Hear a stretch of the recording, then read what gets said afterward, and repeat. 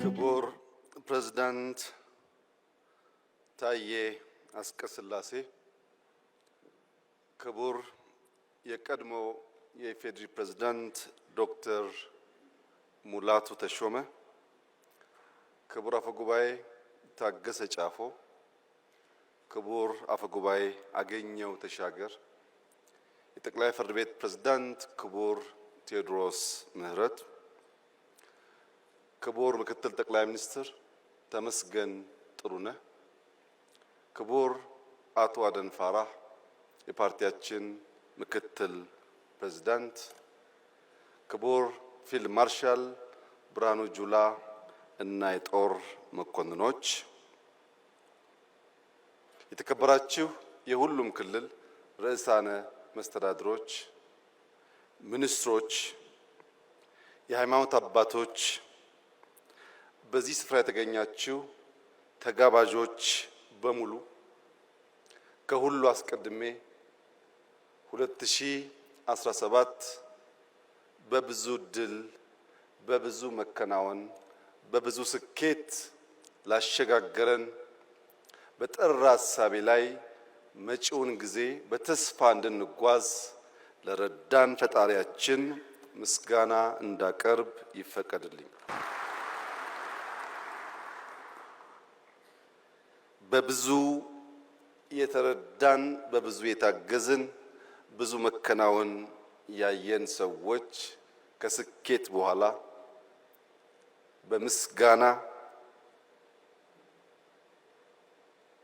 የሚገባውን ለፈጣሪ መስጠት እጅግ አስፈላጊ ልምምድ ስለሆነ እንደኔ ያለ እድለኛ ሰው ደጋግሞ ፈጣሪውን ሲያመሰግን እናንተም ብትተባበሩት አይከፋም።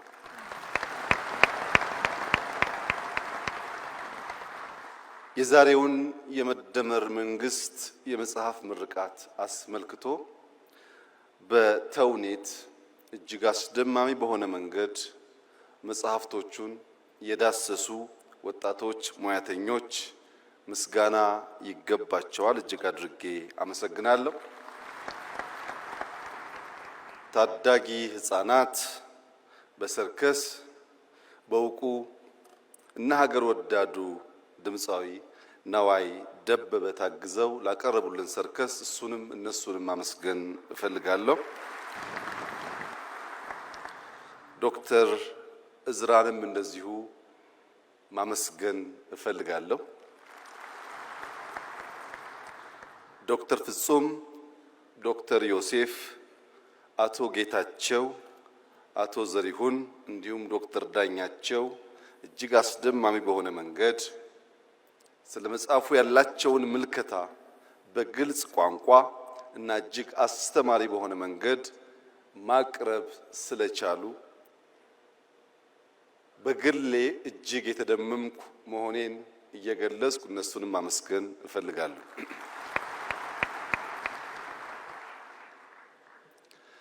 የመደመር መንግስት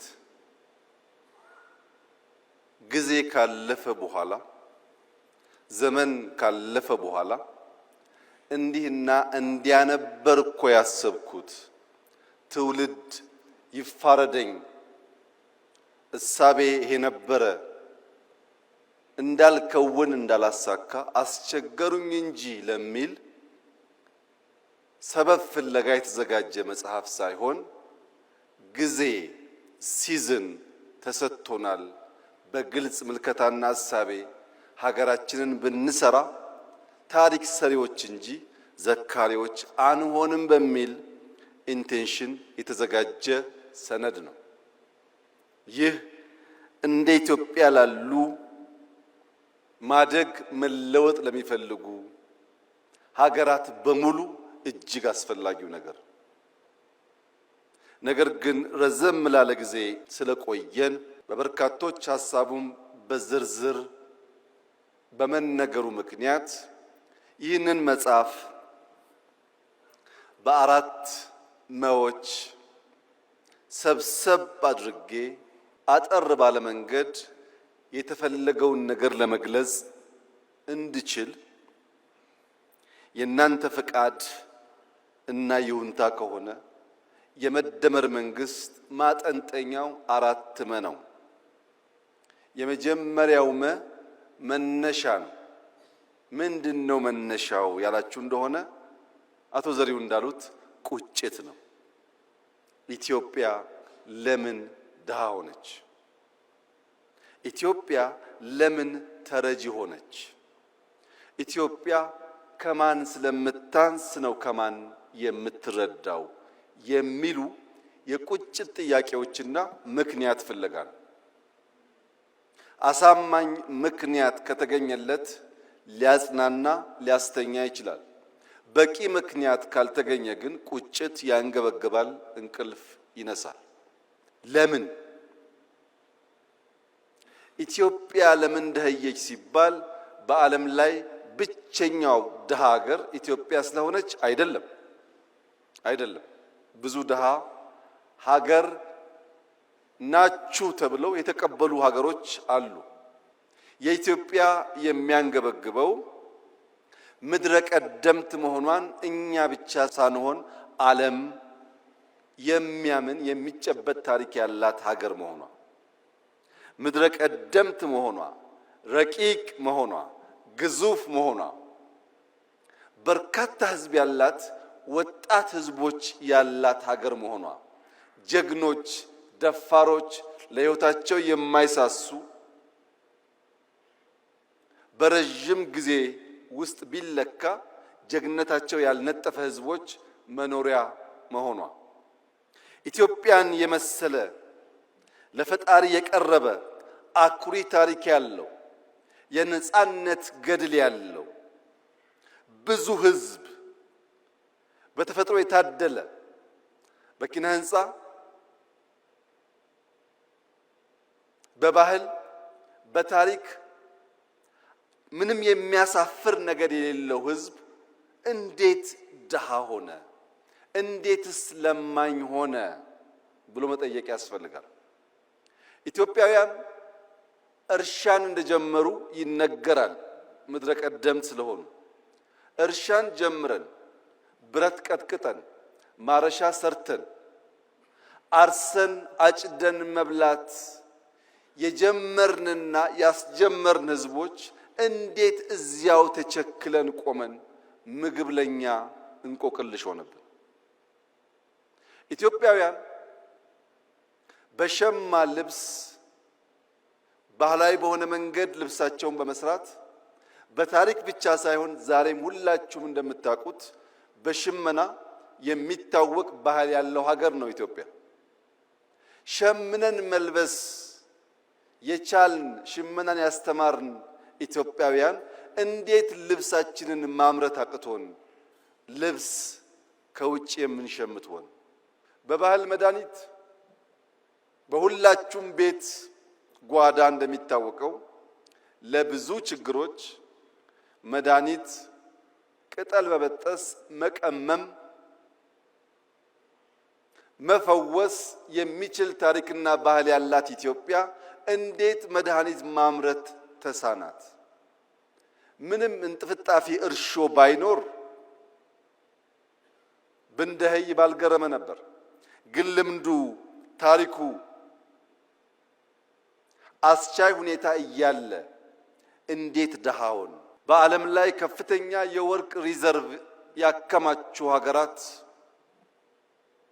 ወርቅ በማምረት አይታወቁም። እነሱ ከኛ ጥቂቱን ወርቅ ገዝተው ሼልፍ ላይ በማስቀመጥ ሀብታም ተባሉ። እኛ የበዛውን ወርቅ በከርሰ ምድር በማስቀመጥ ድሃ ተባል። እኛ ጋር ያለው ወርቅ እነሱ ጋር ካለው ወርቅ ይበልጣል። ያስቀመጥንበት ቦታ ብቻ ነው የሚለያየው። ያ ያስቀመጥንበት ቦታ ድሃ የሚያስብል ከሆነ የቦታ ለውጥ ለማምጣት ኢማጂኔሽን ፓወር ያስፈልጋል ማለት ነው። የተሰጠንን ድህነት መቀበል ብቻ ሳይሆን የቦታ ለውጥ አድርጎ መስተካከል ያስፈልጋል እና አንደኛው ወደ ኋላ የሚያስጉዘው ቁጭት ነው። ሁለተኛው ቅናት ነው። የመንፈስ ቅናት ሌሎች እንዴት ዘመኑ? እነንትና ወርቅ የላቸውም፣ የሚታረስ መሬት የላቸውም፣ ከኛ የላቀ ፖፑሌሽን የላቸውም። ከኛ በምን ልቀው እነሱ ዘመኑ? እኛስ በምን አንሰን ደህይተን ቀረን? የሚል ቅናት። ለዚህ መነሾ የኋልዮሽ የመደመር መንግስት ሲጓዝ ስብራቱ የት ገጠመን? የት ጋ ነው ያለፉን? የት ጋ ነው ስናንቀላፋ እነሱ የቀደሙን እኛ የቀረ ነው ብሎ የታለፍንበትን ዘመናት ወደ ኋላ ለመፈተሽ ይሞክራል። በዚህ መነሾ ውስጥና የኋልዮሽ ጉዞ የመደመር መንግስት የተገነዘባቸው አንኳር እሳቤዎች አንደኛ የተዛቡ ጥያቄዎች ናቸው። በትክክል አለመጠየቅ ትክክለኛ ምላሽ እንዳናገኝ ስለሚያደርገን። ሁለተኛ ለተዛባው ጥያቄ አፍራሽ የለውጥ ሂደት መከተላችን። ጥያቄያችን ስሁት ነው፣ ለዚያ የምንሰጠው ምላሽ ደግሞ አፍራሽ ነው። የኛ ብቃት የኛ የለውጥ አራማጅነት የሚለካው ትናንትናን በመናድ ትናንትናን በማፍረስ እንጂ የጎደለ ሞልተን የላቀ የተሻለ አሸጋግሮ በመስጠት አልነበረም። የመደመር መንግስት ያልተሄደበትን መንገድ መጓዝ ይመርጣል። ይህን ለማሳየት መነሾውን ለመገንዘብ ህዳሴና ሱዳን በቂ አስተማሪ ምሳሌ መሆን ይችላሉ። ሱዳን እኛ ስንለወጥ ሰላማዊ ሀገር ነበር። ከኛ ለውጥ በኋላ የሱዳን ለውጥ እኛ ለማገዝ እንደሞከርነው ከሞላ ጎደል ሰላማዊ ነበር። ነገር ግን የተዛባ ጥያቄ ሲነሳና ምላሹ ማፍረስ ሲሆን ዛሬ ሱዳን ቀድሞ በልጆቿ የገነባችውን የካርቱም ኢንተርናሽናል ኤርፖርት እንዳልነበር አድርጋዋለች። 10 ሚሊዮን ገደማ የሚጠጋ ህዝብ የሚኖርበት የካርቱም ከተማ ያን ህዝብ መሸከም የማይችል ከተማ ሆኗል። ለምን? የተከተሉት የመረጡት መንገድ አፍራሽነት። እኛ ደግሞ እጅግ የገዘፈ በገንዘብም በሐሳብም በአሰራርም የሚገዝፈውን ህዳሴ ከነስብራቱ ነበር የተቀበልነው። በነገራችን ላይ ሰሞኑን ህዳሴን በሚመለከት ማን ሰራው፣ እንዴት ሰራው፣ የማን ድርሻ ስንት ፐርሰንት ይሆናል የሚል ጉዳይ በእጅጉ አከራካሪ ሆኖ ቆይቷል። ለምን? ስለጨረስ ነው።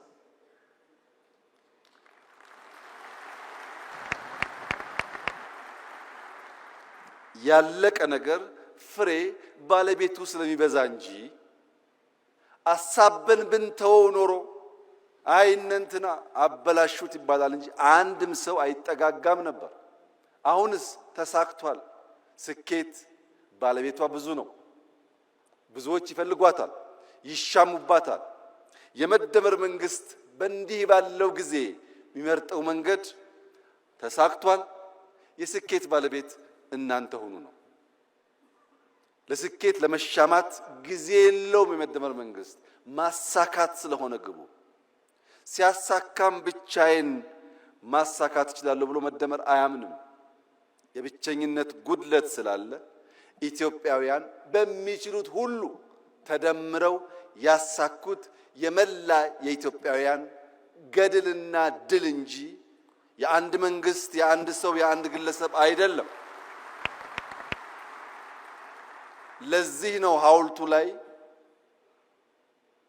መላ ኢትዮጵያን በሚወክል መልኩ የብዙዎቹን ምስለ ቅርጽ የያዘ ሐውልት መገንባት ያስፈለገበት ምክንያት ህዳሴ የመላ ኢትዮጵያውያን ብቻ ሳይሆን የኢትዮጵያ ወዳጆችም ጭምር የኩራት ምንጭ ስለሆነ፣ ሽሚያው የወለደው ድል ስለሆነ አሳክተን በድል ላይ መሻማት የተሻለ ስለሆነ አሳበን ከመተው የነበረውን ጭቅጭቅ ድምዳሜ እንዲያገኝ እኔ በግሌ ህዳሴን በሚመለከት ከመላው ኢትዮጵያውያን አንጻር የነበረኝ ሚና ኢሚንት እና በጣም ትንሹ ስለሆነ አትጨቃጨቁ፣ ድሉ የእናንተ ነው፣ ህዳሴ ግን የጋራችን ነው ማለት እወዳለሁ። አንደኛው የመጀመሪያው መነሻ ነው። ይሄንን የመደመር መንግስት የኋልዮሽ ተጉዞ ከዳሰሰ በኋላ መዳረሻውን ደግሞ ይተልማል። ድህነትን መጸየፍ ብቻ ሳይሆን ብልጽግናን ይመኛል። እዚህ ጋር ያለው ዋናው ቁልፍ ጉዳይ መዳረሻችን ላይ ምኞት ነው ወይስ ፍላጎት ነው ያለው? ባዶ ምኞት ከሆነ፣ ትጋት የሌለበት ምኞት ከሆነ፣ በንድፍ ያልታገዘ በተቋም ያልታገዘ ምኞት ከሆነ ምኞት ደግነቱ ቦግልም ነው። ዛሬ እንመኛለን፣ ነገ እንረሳለን። የመደመር መንግስት ከምኞት ይሻገራል፣ ፍላጎት ነው።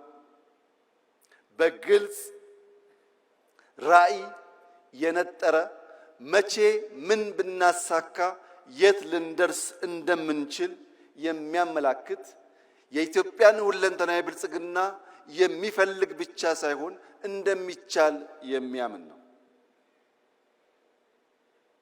ይህ ፍላጎት የመፈጸም ብቃት እንዳለን ሳያረጋግጥ አይነሳም። በዚህ ጽሑፍ ላይ ቀደም ሲል ሪቪው ያደረጉ ወንድሞቼ እንዳነሱት ዕውቀት በሁለት መንገድ ሊገኝ ይችላል።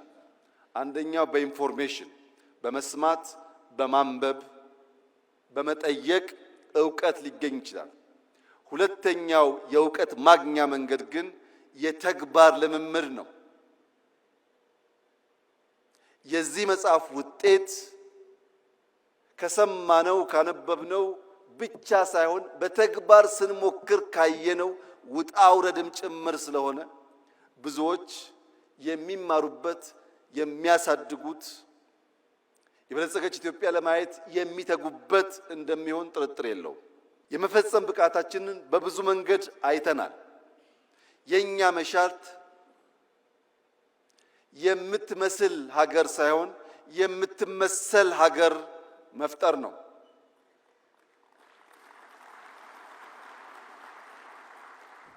ለመምሰል ሞክረናል፣ ብዙ ጊዜ አልተሳካም። አሁን በእኛ መልክ፣ በእኛ እሳቤ፣ በእኛ ባህል ልክ ተቀርጾ በምሳሌነት የሚወሰድ ሀገር መገንባት እንፈልጋለን። ይህ ደግሞ ይቻላል ብሎ የመደመር መንግስት በጽኑ ያምናል። ለምሳሌ አረንጓዴ አሻራ በጥቁር ሕዝቦች ታሪክ እስከ ዛሬ ድረስ ማንም ያልሞከረው ነው። 48 ቢሊየን ችግኝ። ይህ የምንመስለው ሳይሆን የምንመሰልበት ሆኖ በታሪክ ማህደር የሚቀመጥ ይሆናል። እያንዳንዱ የጥቁር ዘር እንደሚችል፣ እንደሚያስብ፣ እንደሚቀናጅ ተሰናስሎም ትልቁን ነገር ማሳካት እንደሚችል አንድ ማሳያ ተደርጎ ሊወሰድ ይችላል። ሁለተኛ፣ ቅድም ያነሳሁት ህዳሴ በትውልዶች መካከል ሳይቆም፣ በገንዘብ እጥረት ሳይቆም፣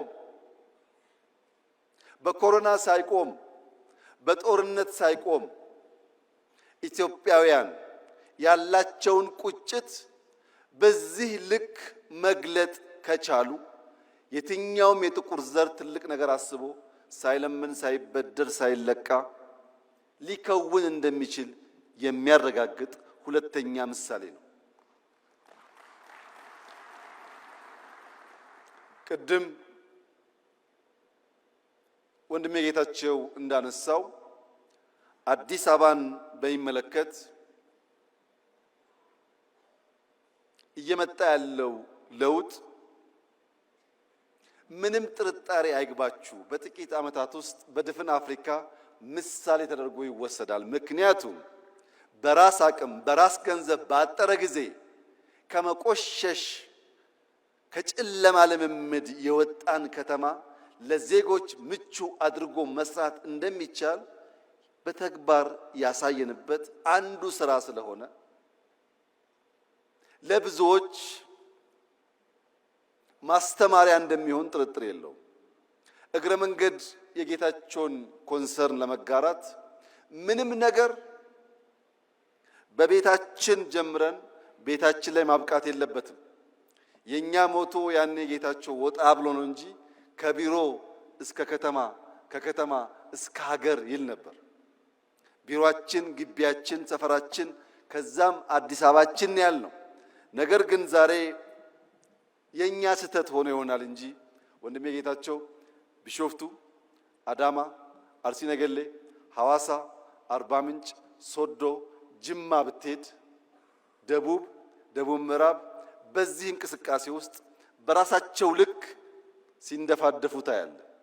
ወደ ምስራቅ ብትሄድ ሐረር፣ ድሬዳዋ፣ ጅጅጋ በሚያስደንቅ ፍጥነት ራሳቸውን እየለወጡ ይገኛሉ። እኔ ከጌታቸው ጋር የምጋራው የብዙዎቻችን እምነት እንዲሆን የምፈልገው መንግስታትን የሚገለው ሰልፍ ግራቲፊኬሽን ነው።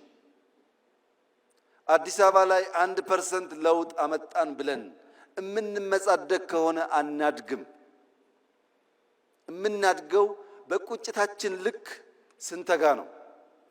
መልካም ጅማሮ ጀምረናል። ማንም ቢያምንም ባያምንም አስደናቂ ጅማሮ ጀምረናል። ግን ጅማሮ ነው። ጅማሮ ምን ይፈልጋል? ኮንቲኒቲ ይፈልጋል። ልክ እንደ መደመር ሳይቆራረጥ መከወን አለበት። ያንን ካደረግን ድፍን ኢትዮጵያ የውበት የለውጥ የዘመናዊነት ምሳሌ ተደርጋ መጠቀስ ትችላለች። ሌላው ሪቨርሳይድ ነው። ቅድም ዶክተር ዳኛቸው ከተፈጥሮ ጋር አያይዞ የኢትዮጵያን ወንዞች አጠቃቀምና ብልሽት ገልጿል።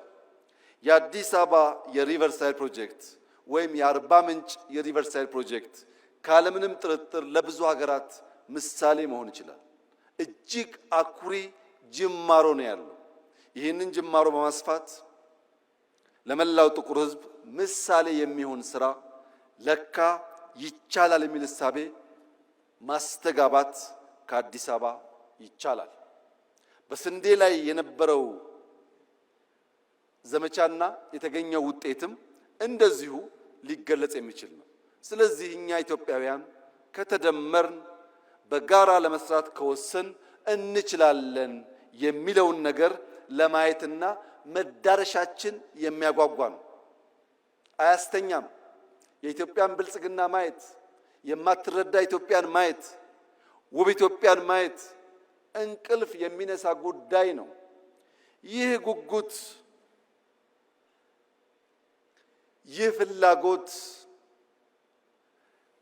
በታሪክ ካየነው ስብራት ወደምንፈልገው ራዕይ ለመድረስ እንዲሁ በዝላይ ብቻ ሳይሆን መንገዱን በትክክል መቀየስ ይፈልጋል።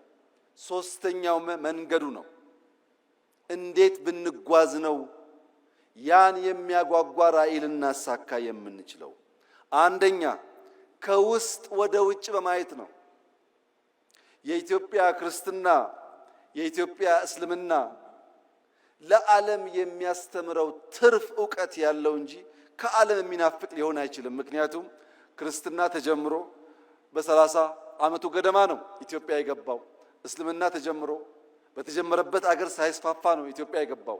1000 ዓመት የደለበ ዕውቀት ያላት ኢትዮጵያ ለማስተማር እንጂ ከሌሎች ለመማር የምትጓጓ መሆን የለባትም። ከውስጥ ወደ ውጭ ማየት አለብን። ከውጭስ መማር አለብን። ያለፉን፣ የቀደሙን፣ የሰለጠኑ፣ የፈጠሩ ሀገራት አሉ። መማር አለብን። መቅዳት የለብንም። መማር ነው ያለብን። ከነሱ ስንማር የኛን መርምረን አሰናስለን ግልጥ ያለ ሐሳብ መያዝ ስንችል የአቅምና የአቋም ድማሮን ስንፈጥር ኢትዮጵያ ውስጥ የአቅምና የአቋም ድማሮ ከፈጠርን ተአምር መስራት እንችላለን። የአቅምና የአቋም ድማሮ ግን መፍጠር አስቸጋሪ ሆኖ ለሚታየን ዜጎች የዛሬው መድረክ በቂ አስተማሪ ይመስለኛል። አብይና ዘሪሁን፣ አብይና ጌታቸው፣ አብይና ፈላስፋው ዳኛቸው ስለ ሀገራቸው ጉዳይ በአንድ ቦታ የሚቀራረብ ቋንቋ መነጋገር የሚችሉ ከሆነ ከነዚህ ሰዎች የተለየ ክሪቲክ፣ ከነዚህ ሰዎች የተለየ ሐሳብ የሚያንሸራሽር እምብዛም የለም። ዳኛቸው ማለት እድሜ ልኩን በመተቸት በመቃረን ሐሳብ በማመንጨት በመጠየቅ የራሱን ስራ እስኪሰዋ ድረስ ተጋድሎ ያደረገ፣ ከቤተሰብ እስኪቃረን ድረስ ተጋድሎ ያደረገ የረጅም ዘመን የበቃ ምሁር ነው። ዘሪሁን በኢህአዴግ በመጀመሪያ ወራት ከዩኒቨርሲቲው ከተባረሩ ምሁራን መካከል አንዱ ነው። በዚሁ ስራው ኢህአዴግ ውስጥም ደጋፊ ተቺ ነበር፣ በእኛ ጊዜም ተቺ ነበር። ለመተቸት ሐሳብ ለመመንዘር ችግር ያለባቸው ሰዎች አይደሉም። የጌታቸው መናገር አያስፈልግም ብዬ ከነዚህ ሰዎች የተሻለ የደረጃ ሐሳብ ይዞ በኢትዮጵያ ናሽናል ኢንትረስት ላይ የሚታገል ብዙ ሰው አላየውም። ለሁላችንም ኢትዮጵያ ትበቃለች። የምንደመረው በአንድ ጭንቅላት ለማሰብ አይደለም፣ ስለ አንድ ሀገር ለማሰብ ነው። የምንደመረው በአንድ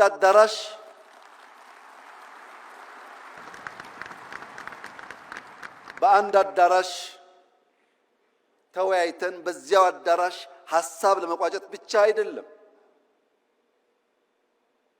ከአዳራሽ ውጪ የሚንሸራሸሩ ሐሳቦች ካሉ ለማድመጥ ዝግጁ በመሆን ጭምር ነው። የተከበራችሁ ታዳሚያን፣ በኢትዮጵያ ታሪክ እንደዚህ ዘመን ሁሉም ሰው ተናጋሪና ተንታኝ የሆነበት ዘመን አልነበረም። አንዳንዴ ለቀደሙት መንግስታት ሳስብ እንደ ዛሬ ፌስቡክ፣ እንደ ዛሬ ዩቱብ፣ እንደ ዛሬ ዝም ብሎ መናገር ቢቻል ኖሮ ምን ያደርጉ ነበር እያልኩ ፈራለሁ።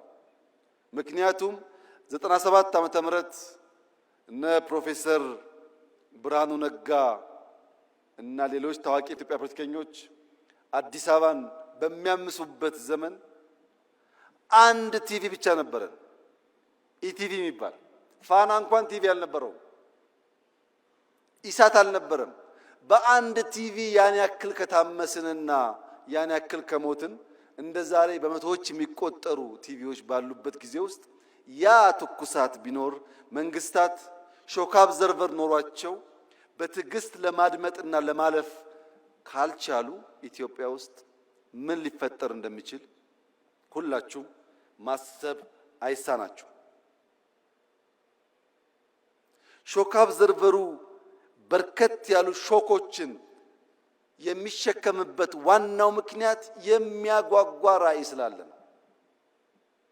እልህ፣ ወኔ፣ ቁጣ ጠፍቶ ሳይሆን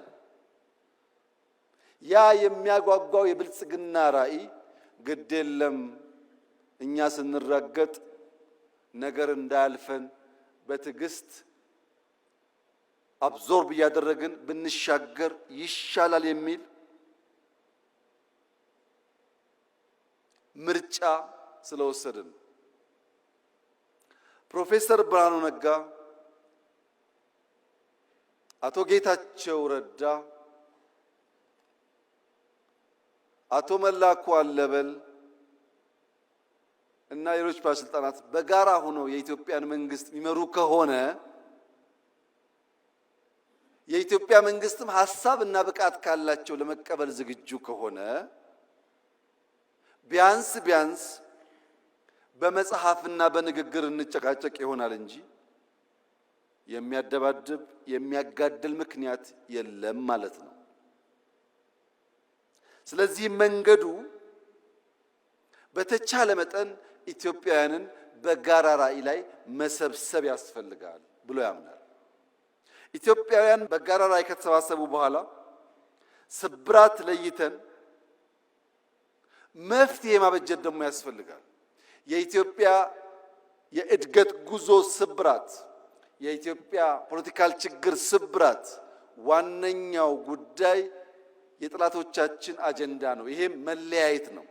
ዘር፣ ሃይማኖት፣ ጾታ፣ ሰፈር፣ መንደር እየተባለ መለየት ነው። ለዚህ መፈወሻ መድኃኒት ደግሞ መደመር ብቻ ነው። እኛ መደመር ስንል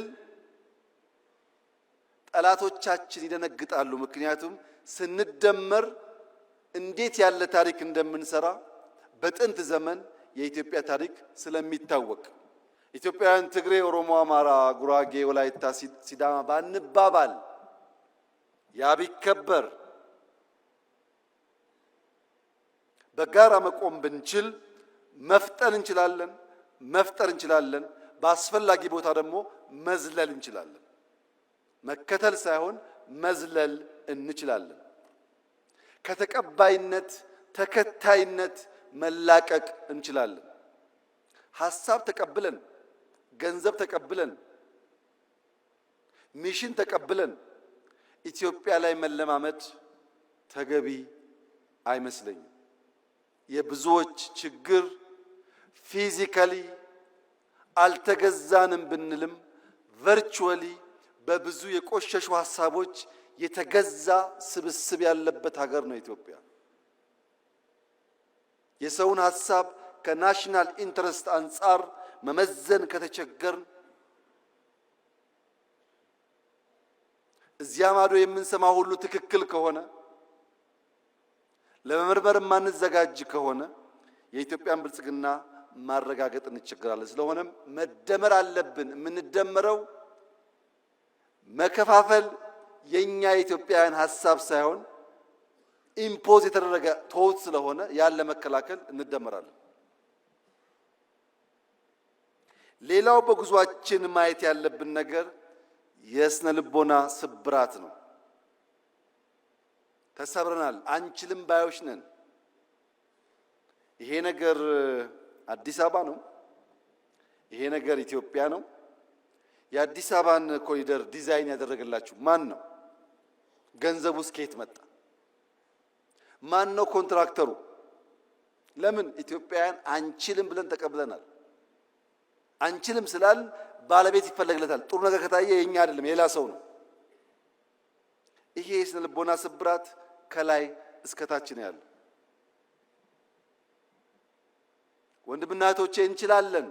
የምንችለው በጠራ ሐሳቤ ከግል ፍላጎት ባሻገር ለወል መሻት የምንተጋ ከሆነ ነው። እንኳን ዛሬ በ21ኛው ክፍለ ዘመን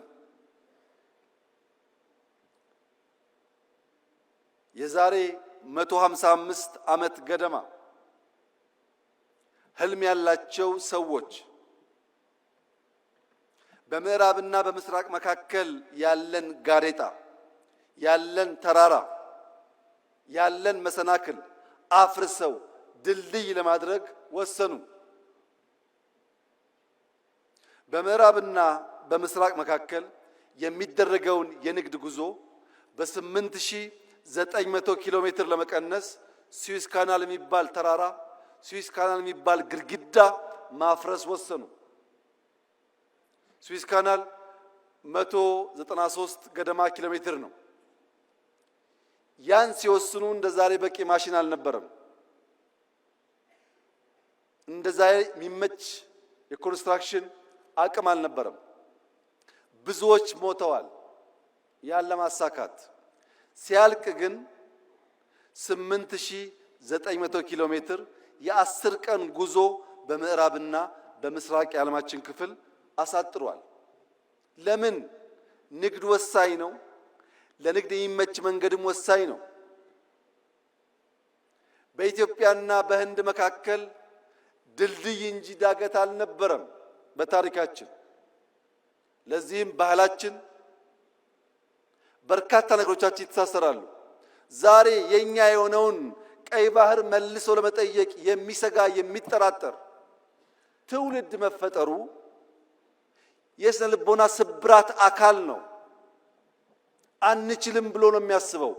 እኔ ላረጋግጥላችሁ እወዳለሁ፣ ኢትዮጵያ ትችላለች። የዛሬ 155 ዓመት ስዊስ ካናል በጀግኖች ልጆቻቸው መስዋዕትነት ያሳኩ ሰዎች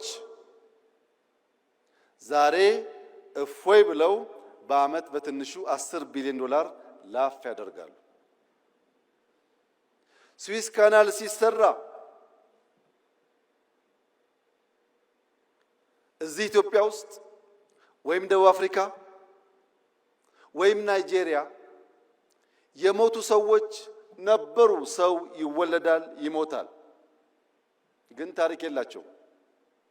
ስዊስ ካናል ሲሰራ እየሰሩ በሐሩር ምክንያት፣ በምግብ እጥረት ምክንያት፣ በመድኃኒት እጥረት ምክንያት የሞቱ ሰዎች ግን ዛሬም ታሪካቸው ሕያው ነው።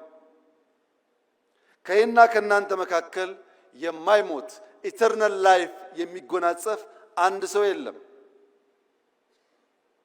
እኔም እናንተም ሟቾች ነን።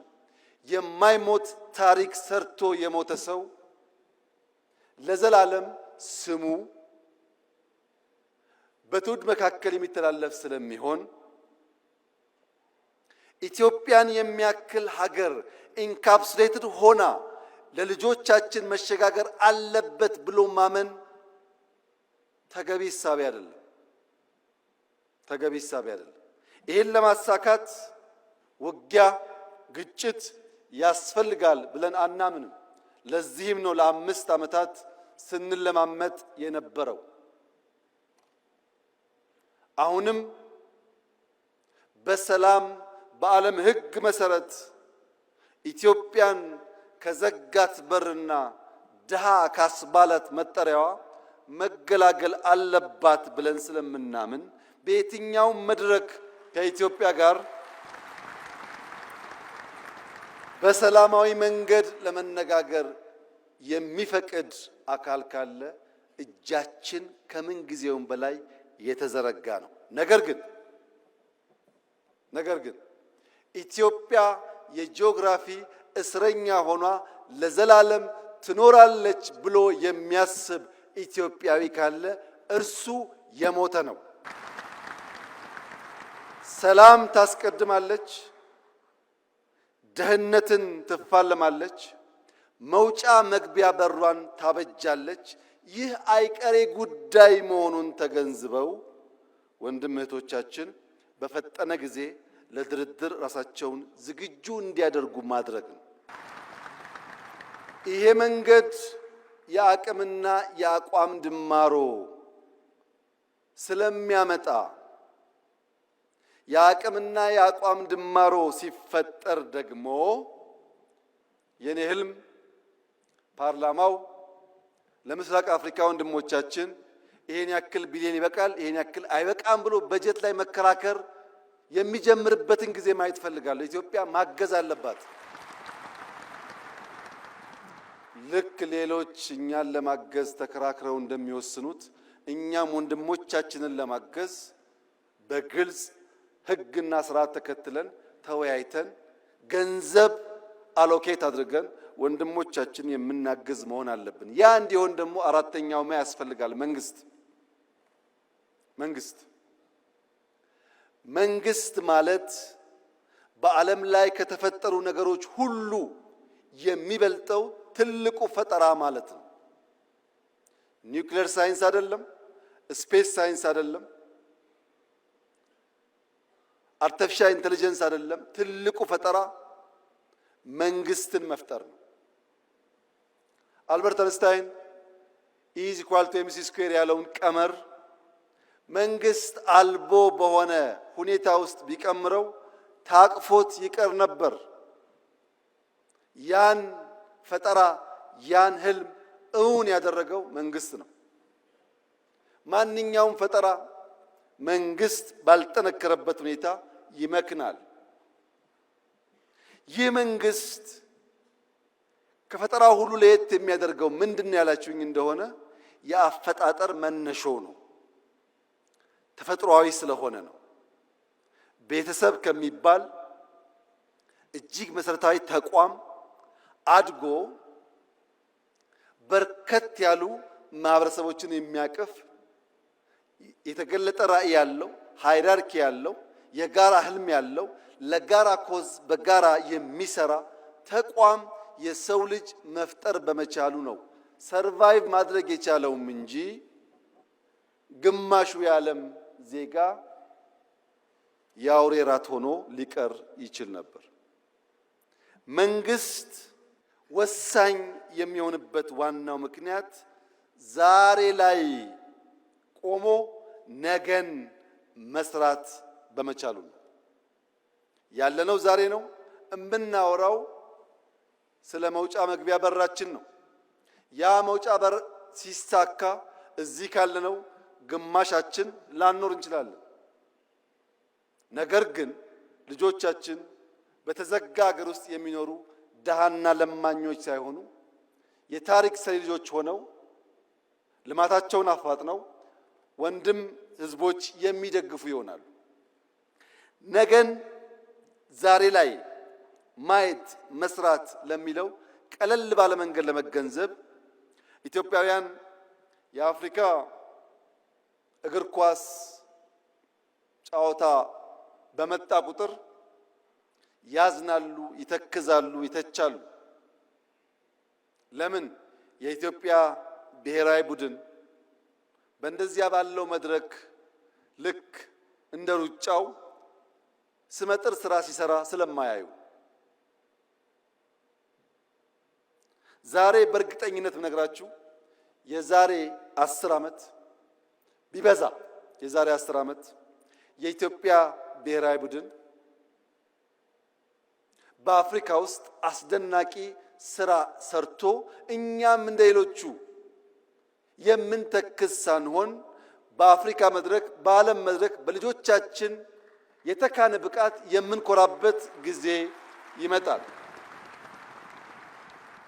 ይሄ ምኞት አይደለም፣ በስራ የተገለጠ ነው። አዲስ አበባ ላይ ከ100 በላይ ጥቃቅን ስታዲየሞች ገንብተናል። በየሰፈሩ እንደምታዩት። ለምን? እሱን ሳትሰራ ቴሌቪዥን እያየ ብትቆጭ ከቁጭት ባሻገር ውጤት ልታይ አትችልም። ፋውንዴሽኑን ብትሰራ ግን ነገ ለውጥ ይመጣል። ለዚህ ነው መንግስት ዛሬ ላይ ሆኖ ነገን የሚተልመው። የዛሬ 2 ዓመት 3 ዓመት ባይደርስልኝ 5 6 7 10 ዓመት ላይ ኢትዮጵያ ጠንካራ ቲም እንዲኖራት ዛሬ ኢንቨስት ማድረግ አለብኝ ብሎ መንግስት ይሰራል። ይሄ አንዱ ማሳያ ነው። ሁለተኛው ማሳያ የትምህርት ጥራት ነው። የኢዜማው ሊቀመንበር የሚመራው የትምህርት ሚኒስቴር የትምህርት ጥራት ማረጋገጥ አለብን ብለን ሮድማፕ አውጥተን ከወሰን በኋላ በመጀመሪያው ዓመት በሁለተኛው ዓመት የነበረውን ጩኸት ታውቃላችሁ። በዚህኛው ዓመት ለውጥ መጥቷል። በሚቀጥሉት 2-3 ዓመታት የምንፈልግበት ስንደርስ 15% ገደማ በየትኛውም የትምህርት ገበታ ሊወዳደሩ የሚችሉ ብቃት ያላቸው ኢትዮጵያውያን ከፈጠር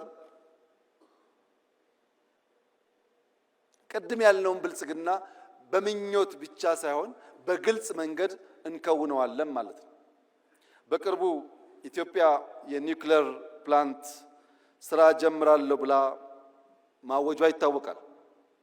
አንዳንዶች ከኢነርጂ ጋር ብቻ አገናኝተው አይተውታል። እዚህ ያላችሁ ሰዎች መገንዘብ ያለባችሁ በኒውክሌር ቴክኖሎጂ ላይ ኢትዮጵያ መስራት ስትጀምር የሕክምና ሳይንስ ያድጋል፣ ፕሪሲሽን ፋርሚንግ ያድጋል፣ የውሃ አጠቃቀም ያድጋል። አሁን የምናወጣቸው ተማሪዎች የሚመራመሩበት፣ የሚሰሩበት፣ የሚያድጉበት፣ የሚወዳደሩበት አቅም ይገነባሉ። ኢነርጂ ብቻ አይደለም። ራሻ የዛሬ 80 ዓመት ያሳካችውን የኒውክሌር ኢነርጂ ኢትዮጵያ ዛሬ መከወን ፈልጋለሁ ስትል የሚጠራጠር ኢትዮጵያዊ እውን አለ ብሎ መውሰድ ይቻላል? የሚንቀሳቀስ ሮቦት ካልሆነ በቀር ህሊና ያለው ሰው የዛሬ 80 ዓመት የተሞከረና የተሳካን ነገር ዛሬ ለመጀመር እንዴት ድፍረት ያጣል? ኢትዮጵያ ትችላለች፣ ትጀምራለች፣ ትጨርሳለች። መንግስት ነገ ላይ ሆኖ ዛሬን ማወቅ አለበት። ዛሬ ላይ ሆኖ ነገን ብቻ ሳይሆን ነገ ላይ ሆኖ ዛሬን ማወቅ አለበት። ዛሬ ያለ ውስን አቅም፣ ዛሬ ያለ ስብራት፣ ዛሬ ያለ እንካ ሰላምታ የሚቀጥል ከሆነ የልጆቻችን ዕጣ ፈንታ ግልጽ ነው። ስደት ነው፣ ልመና ነው። እኔና እናንተ ያየነው መከራ ልጆቻችን እንዳያዩ ከፈለግን ዛሬ ላይ ሆነን ለነገ ስብራት መጠገን አለብን። አንደኛው ስብራት ትልቅ ሆነን ሳለን፣ ብቁ ሆነን ሳለን፣ ማከናወን የምንችል ሆነን ሳለን በስነ አእምሮ አንሰን መገኘታችን ነው። ይህ ስብራት መጠገን አለበት። ይህ ትውልድ መሰረት መጣል አለበት። የመደመር መንግስት ሲጠቀለል የሚያነሳው ዛሬ ላይ ሆኜ ነገን፣ ነገ ላይ ሆኜ ዛሬን በምልልስ በምናብ እየቃኘው እየተጋውና እየሰራው ለልጆቼ የተሻለ ዓለም መፍጠር እችላለሁ ብሎ ያምናል። ይህንን በሚመለከት በዚህ ያላችሁ ሰዎች እንድትገነዘቡ የምፈልገው ይሄ መጽሐፍ ሙሉ አይደለም። የጻፈውም ሰው ሙሉ አይደለም። ሐሳብ ያላችሁ ሰዎች ያላችሁ እንደሆነ ይሄንን የሚቃረን ሐሳብ ጽፋችሁ ብታቀርቡልን ለማንበብ ብቻ ሳይሆን ለመማር ብቻ ሳይሆን የእናንተ ይቃል ለመመስከርም ጭምር ዝግጁ መሆናችንን ከወዲሁ ለመግለጽ እፈልጋለሁ። ምሁራን ተቹት፣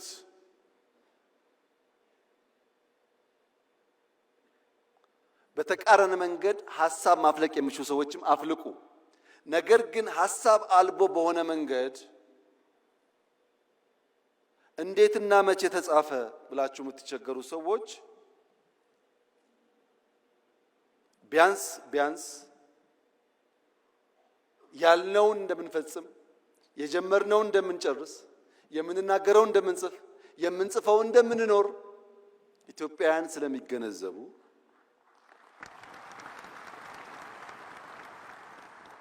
በውስጥ ያላችሁ ዋናው ትምምን የሚያስፈልገው በውስጥ ላሉ ሰዎች ነው።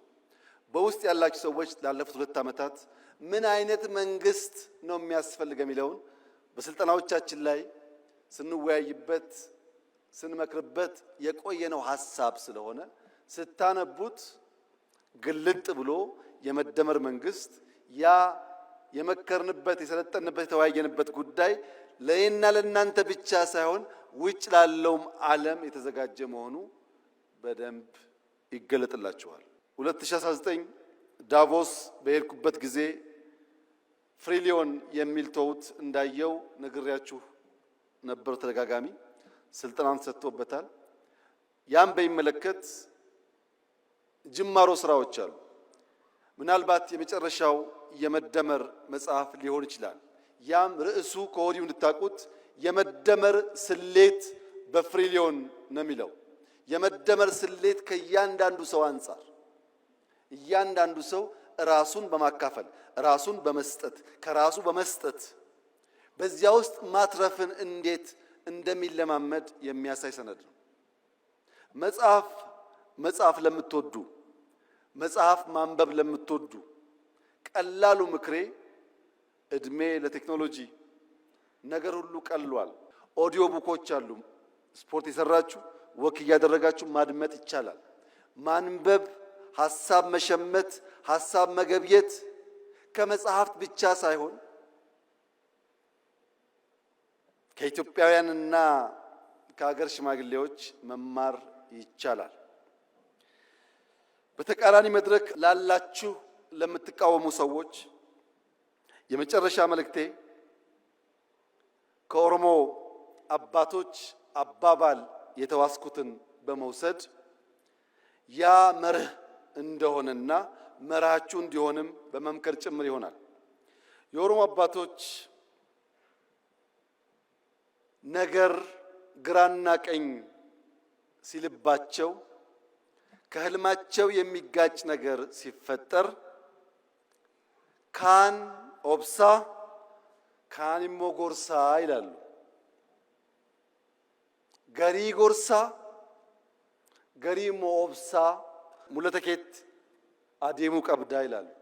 ከፊሉን እየታገስክ ከፊሉን እየመከርክ ወደ ራዕይ መጓዝ አለብህ ይላሉ።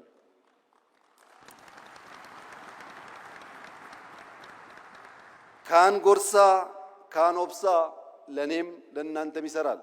ህልም ካላችሁ ወደ ህልማችሁ መዘርጋት የምትፈልጉ ከሆነ ካን ኦብሳ ካን ጎርሳ፣ ጉዞ ግን ወደፊት መሆን አለበት። እጅግ አድርጌ አመሰግናለሁ።